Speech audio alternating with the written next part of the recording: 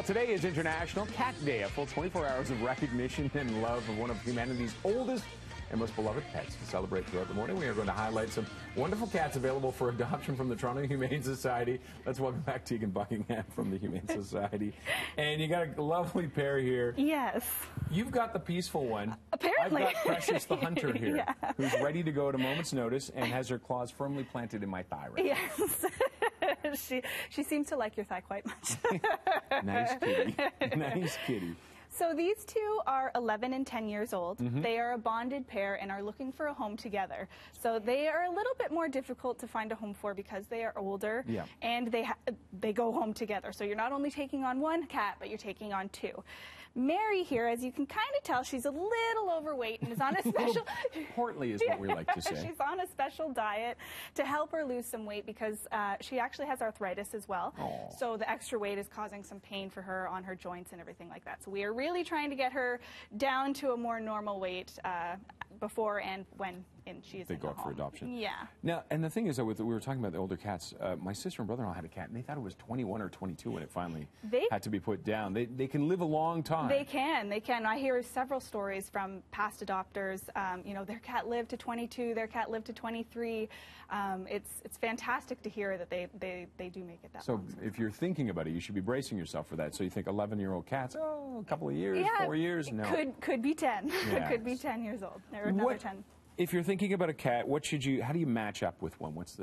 Everybody looks at kittens and goes, they're cute as can be. Yeah, so I mean, you have to look at your lifestyle. I think that's one of the biggest things that we tell people who are looking to adopt, whether it's a cat, dog, special species animal, something like that. You know, look at your lifestyle. Is it something that fits in with what you have? Bringing home an animal is a big undertaking as it is, and so finding something that's going to fit into your lifestyle as best as possible is probably the easiest thing to do.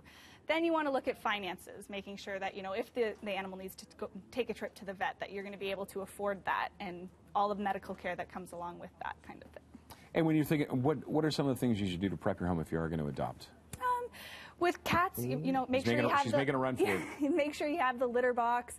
We don't declaw cats. We don't recommend that. So we send home, you know, suggest a scratching pad, something for them to do their natural behaviors with.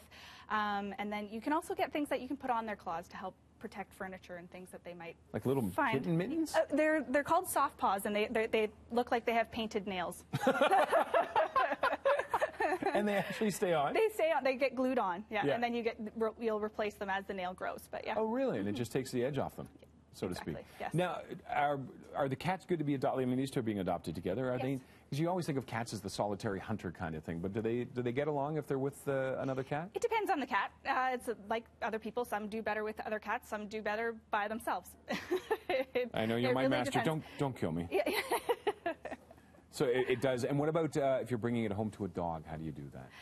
Slow introductions. Yeah. Our adoption staff would definitely help with that process, and, you know, making sure that there's something called a sanctuary room, somewhere where that cat can go that has their own space, free from any dog or any animal in the house. And slow. Let it go. Introductions, exactly. But it can work though, right? Yes, of course. We have lots of success stories of people who have brought home a cat to a dog, or vice versa. Yeah. Well, it's easier, isn't it, bringing a dog home to a cat because the cat's already established? It depends. Again, it depends on the two animals. Oh, sorry, didn't mean to scare you. Nice, Precious. Yeah. Beautiful. If you want to send in your pictures, send them into @PTToronto.